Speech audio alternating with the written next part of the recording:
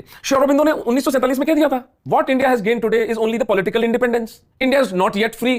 सुनी किसकी जा रही थी? चपड़गंचुओं की। नेहरू गांधी जैसे चपड़गंचू जो थे वो इस देश का नैरेटिव पकड़ के बैठे थे। हाँ जी, हम तो स्वतंत्र आजाद हो गए। आजाद किससे आजाद हुए तुम?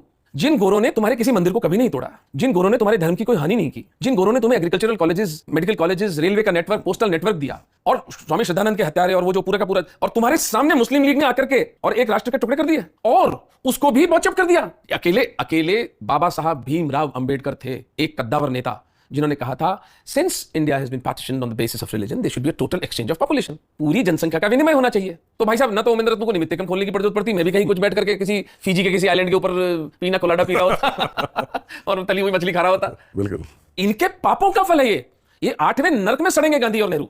कितने लोगों की हाय ली है। आप आए जयपुर, आप जोधपुर चले मेरे साथ, आप इंटरव्यू करें इन पाकिस्तानी हिंदुओं का, कैसे मुंह भर भर के गालियां देते हैं इनको। मैं कैसे बुजुर्ग व्यक्ति से मिला हूं, भील समाज का, नहीं बेगवाल समाज का, अभी तो देहांत हुआ उनका लगभग 6 महीने पहले। हम बाबा जी कहते थे उनको। उनसे मैं लगभग 8 से 9 वर्ष पहले बोला था, तो बोले डॉक्टर साहब हमें तो पता भी नहीं था कि देश का बंटवारा हो चुका है। वो जहां रहते थे वो आसपास 10 किलोमीटर तक हिंदू गांव है। जब 2011-12 में उनके परिवार में बोले क्यों, कहां चल रहा है? बोले जब इंडिया चलेंगे। बोले ये भी तो इंडिया ही है। बोले कि नहीं आपको पता नहीं है।